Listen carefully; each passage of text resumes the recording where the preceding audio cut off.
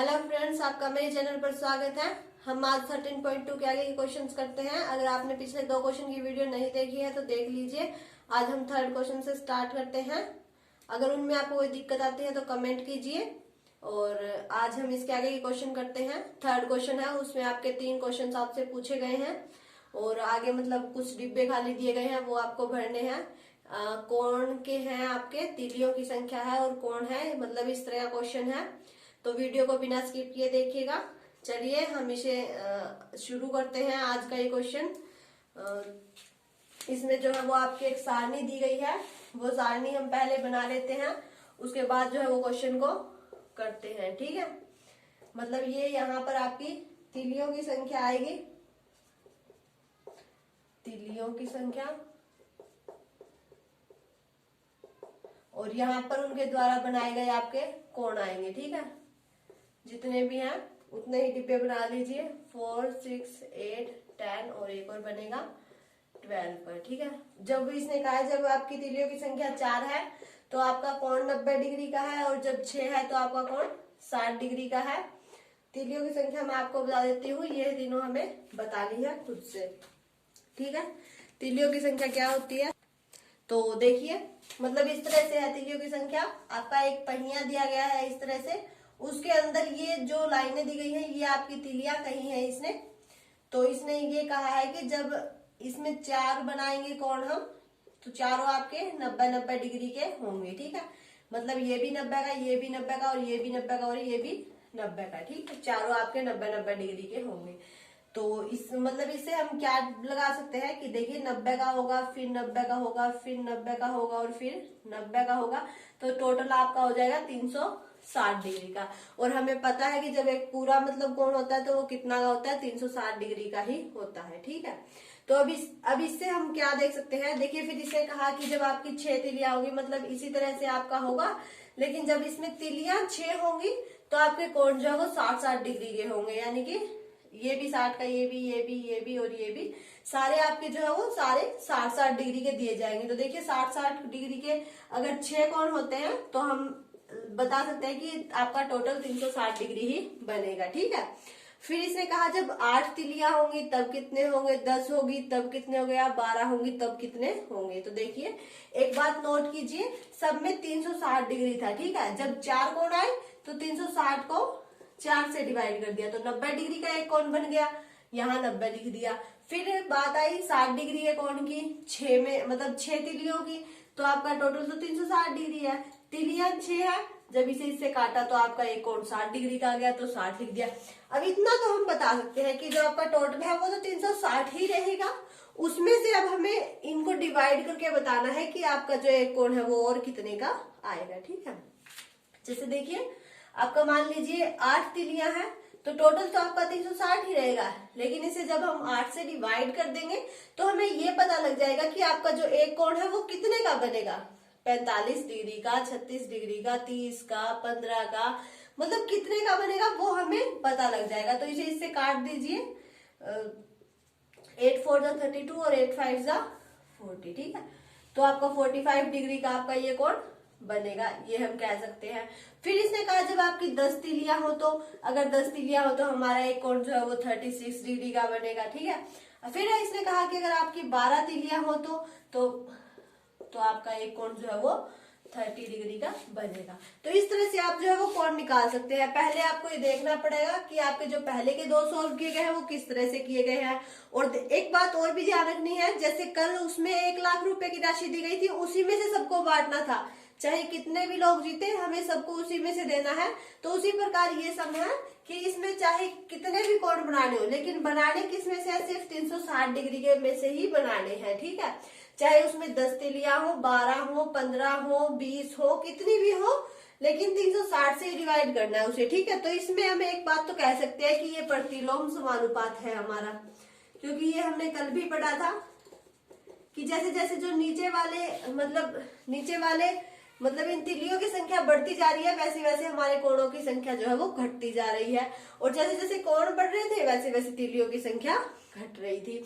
तो इसे हम एक बात तो कह सकते हैं कि ये हमारा प्रतिलोम समानुपात है। अगर आपने ये नहीं पढ़ा है तो आप पिछली वीडियो देखिए, प्रतिलोम समानुपात, आपको पता लग जाएगा कि जो हमारा 2 है उसका प्रतिलोम समानुपात 1/2 होता है। क्यों होता है? क्योंकि 2 को जब हम 1/2 से मल्टीप्लाई करेंगे तो हमारा 1 आ जाएगा, इसलिए वो उसका प्रतिलोम समानुपात है। अगर सीधा या प्रत्यक्ष होता तो हम इसे सीधा ही x अल्फा और y लिख देते। अगर मतलब प्रतिलोम में होता है तो वो 1/y बन जाता है। ठीक है, इस तरह से आपका ये क्वेश्चन दिया गया है। तो एक बात तो इससे हम ये क्लियर कर सकते हैं कि प्रतिलोम समानुपात है। ये तीनों डिब्बे हमने बना दिए। अब इसने आपसे 3 क्वेश्चंस पूछे हैं, उन तीनों के आंसर हम देते हैं। तो आप देखिए, इसने फर्स्ट क्वेश्चन किया है क्या तीलियों की संख्या। एक तो आपकी जो है वो तीलियों की संख्या इसने कहा है, तीलियों की संख्या और उनसे बनने वाले आपके कोण जो है प्रतिलोम समानुपात में है। हाँ, इसका हम क्या कह सकते हैं। हाँ देखिए, मैंने आपको अभी बताया, इससे क्लियर हो जाता है कि ये हमारा प्रतिलोम समानुपात है। क्योंकि जो क्वेश्चन हमने कल किया था वो भी ऐसे ही था, टोटल राशि दे दी गई थी आपको। अब विजेता चाहे जितने भी हो, आपको बांटना उसी में से, या तो 1 हो तो सारी उसकी, 2 हो तो आधी आधी बांट दीजिए, अगर 3 है तो उसके 3 हिस्से कर दीजिए, 4 है तो 4 कर दीजिए। इसी तरह आज का भी हमारा यही है, 360 डिग्री का एक टोटल कोण दिया गया है। उसमें अगर अब जैसे जैसे तीलियों की संख्या बढ़ेगी वैसे वैसे कोण हमारा घटता जाएगा। अगर 10 तीलियां हैं तो 36 डिग्री के हो गए कोण हमारे। मतलब हमें प्रत्येक कोण को बांटना है, ये नहीं करना है कि एक 360 का है तो दूसरा 90 का बन जाएगा, फिर तीसरा मतलब 180 का बन जाएगा, फिर 90 का बन जाएगा। ऐसे नहीं करना है, बल्कि हमें बताना है कि एक कोण जो है वो हमारा कितने का आएगा, 45 का, 60 का, 90 का, 30 का, 15 का, कितने का आएगा वो हमें बताना है। तो आपका ये प्रतिलोम समानुपात में है, तो इस क्वेश्चन का आंसर आपका हाँ आ जाएगा। इसमें आपको कोई भी दिक्कत नहीं होनी चाहिए। ठीक है, फिर इसने क्या कहा है, फिर इसने कहा कि 15 तीलियों वाले एक पहिए के क्रमागत तीलियों के किसी युग्म का कोण परिकलित कीजिए। अब देखिए, इसने ये कहा है कि पहिया है कोई भी, इसमें आपकी जो तीलियां है वो 15 है, मतलब 15 बना लीजिएगा। 15 तीलियां दी है। अब इसने कहा है कि इसका कोण बताइए कि एक युग्म का कोण जो है, यानी कि कोई भी एक कोण बता दीजिए कि आपका कितने का आएगा। तो उससे हमें पता लग जाएगा कि जो बाकी कोण है वो कितने कितने के हैं। तो देखिए, जैसे हमने ये निकाले वैसे ही हम वो भी निकाल देते हैं। टोटल तो हमें पता ही है 360 डिग्री का है। अब 15 कहा है इसने, 15 तीलियां है तो इसे इससे काट दीजिए। 15 2 जा 30 और 15 4 जा 60। ठीक है, 24 डिग्री। यानी कि अब हम क्या कह सकते हैं कि जो आपका एक कोण आएगा वो 24 डिग्री का आएगा। कब? जब आपकी तीलियों की संख्या जो है वो कितनी होगी, 15 होगी, तब आपका एक कोण 24 डिग्री का आएगा। तो इस तरह से हमने ये क्वेश्चन भी सोल्व कर दिया। ठीक है, फिर इसने क्या कहा है, इसने एक ही कोण कहा है, एक ही बताइए, किसी भी कोई भी एक कोण बता दीजिए, फिर उससे हमें सारे का पता लग जाएगा। फिर इसने कहा कि आपके जो अगर प्रत्येक युग्म के बीच का कोण अगर 40 डिग्री हो, फिर इसने हमें उल्टा क्वेश्चन दे दिया। इसने हमें ये दे दिया कि मान लीजिए इनके बीच का जो कोण है वो हमारा 40 डिग्री का हो, मतलब टोटल तो 360 ही रहेगा। और फिर इसने कहा कि अगर एक कोण आपका 40 डिग्री का हो तो हमें इसमें क्या बताना है कि तीलियों की संख्या आपकी कितनी होगी। तो देखिए, 40 डिग्री का एक कोण है तो इसे अगर हम डिवाइड कर देते हैं तो हमें तीलियों की संख्या जो है वो पता लग जाएगा। तो इस तरह से हमने थर्ड क्वेश्चन का आंसर भी दे दिया कि हमारी तीलियों की संख्या कितनी रहेगी, 9 रहेगी। कब? जब हमारा एक कोण जो है वो 40 डिग्री का होगा। या फिर अगर हमारी तीलियों की संख्या 15 होगी तो हमारा एक कोण जो है वो 24 डिग्री का बनेगा। मतलब आप इस तरह से जो है वो इस क्वेश्चन के जो है पार्ट्स जो दिए गए हैं वो सोल्व कर सकते हैं। प्रतिलोम समानुपात की मैंने पिछले जो वीडियो थी उसमें डेफिनेशन बताई थी, अगर आपने नहीं की है तो कर लीजिए, उससे आप इसका बता सकते हैं कि ये प्रतिलोम समानुपात में है या नहीं है। और ये निकालने का मैंने आपको तरीका बता दिया। टोटल आपका 360 ही रहेगा। अगर 8 कोण बनाने हैं तो उसे डिवाइड कर दीजिए, 10 बनाने हैं तो उससे डिवाइड कर दीजिए, आपको पता लग जाएगा कि आपका एक कोण जो है वो कितने डिग्री का आएगा। अगर आपको फिर भी कोई दिक्कत आती है तो आप कमेंट कर सकते हैं। तो चलिए अगला क्वेश्चन देखते हैं। देखिए, अगला क्वेश्चन में आपको जो है वो ये दिया गया है कि यदि किसी मिठाई के डिब्बे को 24 बच्चों में बांटा जाए तो प्रत्येक बच्चे को 5 मिठाइयां मिलेंगी। ठीक है, और बच्चों की संख्या 4 कम कर दी जाए तो प्रत्येक बच्चे को कितने मिठाई मिलेगी ये हमें बताना है। तो चलिए स्टार्ट करते हैं। देखिए इससे आपका एक फॉर्मूला यूज होगा, x1 y1 x2 y2, ठीक है, या x1 bye x2 y1 y2 bye y1, तभी इसकी क्रॉस मल्टीप्लाई करेंगे तो हमारा ये ठीक होगा। तो देखिए आपके जो आगे के क्वेश्चन है उनमें हम ये फॉर्मूला भी यूज कर सकते हैं। ये मतलब आपको लिखना पड़ेगा, वरना अंदाजा तो आप सीधे भी लगा सकते हैं। देखिए इसने कहा कि 24 बच्चों में बांटी गई है और प्रत्येक बच्चे को 5 मिठाई मिली है, यानी कि देखिए 24 बच्चों में मिठाई बांटी गई, ठीक है, तो प्रत्येक बच्चे को 5 मिठाई मिली। तो इससे मतलब 24 बच्चे हैं और मिठाई का जो पीस है उन्हें 5 मिले हैं, तो आपकी जो टोटल मिठाई है वो हम पता लगा सकते हैं 120 हो जाएगी, ठीक है। यानी कि उस मिठाई के डिब्बे में आपकी मिठाई के टोटल पीस कितने हैं, 120 हैं, ठीक है।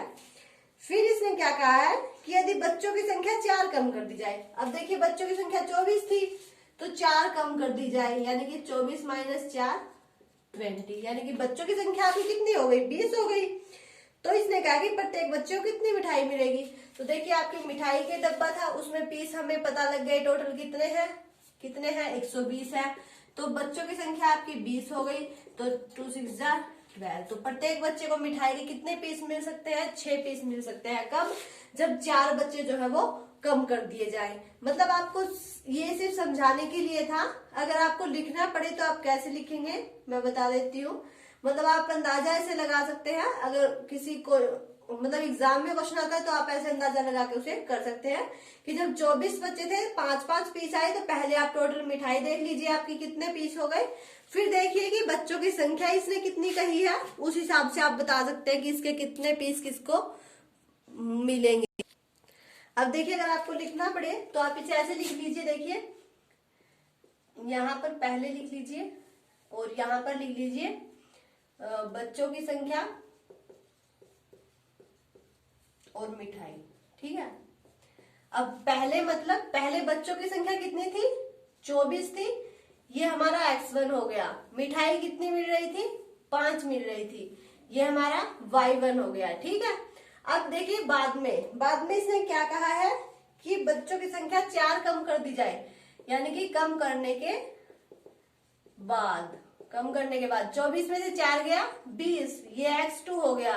फिर से पूछा है कि मिठाई कितनी मिलेगी, तो y2 यानी कि हमारा क्वेश्चन मार्क है, ये हमें निकालना है, y2 बताना है हमारा कितना आएगा। तो देखिए x1 y1 x2 y2। तो देखिए अब आपने ये बना लिया, तो आप इस फॉर्मूले का यूज कर सकते हैं, यानी कि इसका कर सकते हैं x1 बाय x2 यानी कि 24 बाय 20 इजिकल टू y2। ये तो हमारा क्वेश्चन मार्क ही है, हमें बताना है क्या आएगा बाय y1 यानी कि 5, ठीक है। ये तो सिर्फ मैंने आपको बताने के लिए लिखा है, ये आपका x1 है, ये x2 है, ये y1 है, ये y2 है। इसे आप यहाँ पर x भी मान सकते हैं, y भी मान सकते हैं, या कोई कुछ भी मान सकते हैं, p क्या कुछ भी मान लीजिए, कुछ जो हमें निकालना है मतलब वो उसकी वैल्यू इससे निकल जाएगी। तो हमने x सेलेक्ट कर लिया इसे, ठीक है। अब देखिए इनकी क्रॉस मल्टीप्लाई कर दीजिए, तो ये हमारा 20x equal to 24 multiply 5, x equal to 24 multiply 5 by 20, 5 4 जा 20, 4 6 जा 24, 6 आंसर आ गया। यानी कि अगर आपको अच्छी तरह से लिखना पड़े, एग्जाम में क्वेश्चन आ जाए, तो आप इसे इस तरह से लिखिएगा ताकि समझ में भी आए। लेकिन अगर आपको कोई ऐसे कॉम्पिटिटिव एग्जाम में करना है या सिर्फ आपको सॉल्व करके देखना है, तो आप इस तरह से भी करके देख सकते हैं कि पहले 24 थे तब 5 पीस मिली, तो टोटल मिठाई हमें पता लग गई। उसके बाद 4 कम कर दिए तो 20 बच्चे हो गए, टोटल मिठाई हमें पता है कितनी है, तो हम बता सकते हैं कि एक को कितने पीस मिलेंगे। तो इस तरह से आप जो है ये क्वेश्चन सोल्व कर सकते हैं। तो देखिए आपका नेक्स्ट क्वेश्चन इसने दिया है कि एक किसान की जो पशुशाला है उसमें 20 पशुओं के लिए, इसने कहा है कि 20 पशुओं के लिए भोजन है, 20 पशुओं के लिए भोजन है कितने दिन का, 6 दिन का, ठीक है। इसने ये कहा है 6 दिन का है, तो फिर इसने कहा कि पशुशाला में 10 पशु और आ जाए, यानी कि 20 + 10 यानी कितने आपके 30 पशु हो गए। अगर आ जाए तो आपका भोजन जो है वो कितने दिन चलेगा, ये हमें बताना है। तो इस तरह का क्वेश्चन आपका ये दिया गया है। तो इसमें भी आप जो है वो ये फॉर्मूला यूज कर ले सकते हैं। पहले आप वो बना लीजिए कि यहाँ पर पशुओं की संख्या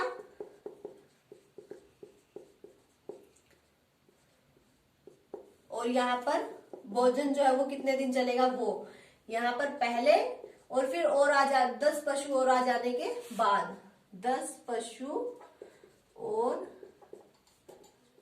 आ जाने के बाद। तो आप ये सारणी बना लेंगे, फिर आपको सिर्फ उस फॉर्मूले के अंदर ही रखना है, तो आपको कोई दिक्कत नहीं होगी। तो देखिए इसे लिख लीजिए। पशुओं की संख्या पहले हमारी कितनी थी, 20 थी। तो भोजन कितने दिन के लिए था, 6 दिन के लिए था। फिर 10 पशु और आ गए, यानी कि 20 में हमने 10 ऐड किया तो कितने हो गए, 30। तो ये भोजन हमें बताना है कितने दिन चलेगा। वही आपका x1 x2 y1 y2 solve कर दीजिए। x1 y1, ये x1 है और ये y1 है, यानी कि 20 मल्टीप्लाई 6 और आपका x2 y2 यानी कि 30 मल्टीप्लाई x2 y2 30 मल्टीप्लाई मतलब x लिख लीजिए यहाँ पर कि x की वैल्यू हम जो है वो निकाल देते हैं। तो x जो इक्वल टू हो जाएगा आपका 20 मल्टीप्लाई 6 बाय 30। इन्हें आप काट दीजिए, 10 टू 20, 10 3 तो आपका आ जाएगा 4 दिन। इसे हम क्या कह सकते हैं कि अगर 20 दिन में मतलब 20 पशुओं के लिए भोजन जो है वो अगर 6 दिन का था, तो 10 पशु और आ जाने के बाद वो भोजन है सिर्फ 4 दिन ही आपका चलेगा। तो इस तरह से आप जो है वो इस क्वेश्चन को सोल्व कर सकते हैं। आपको जो है वो कोई दिक्कत नहीं होगी, आपको सिर्फ ये फॉर्मूला याद करना है और आप अगर इस तरह से सारणी बना लेंगे तो आपकी कोई कंफ्यूजन भी नहीं होगी। तो आप इससे इस तरह से सोल्व कर सकते हैं। तो बाकी के क्वेश्चन हम अगली वीडियो में करते हैं। आज आप ये 3 क्वेश्चन जो है वो इन्हें अच्छे से ट्राई करके देखिएगा। अगर कोई दिक्कत आती है तो कमेंट कीजिएगा। अगर आपको वीडियो अच्छी लगे तो इसे लाइक भी कीजिएगा और ज्यादा से ज्यादा शेयर भी कीजिएगा। और अगर आप मेरे चैनल पर नए हैं तो इसे सब्सक्राइब करके बेल आइकन दबा लें, ताकि आपको मेरे आने वाले वीडियो के नोटिफिकेशन मिलते रहे और आप अपने एग्जाम की तैयारी जारी रख सकें।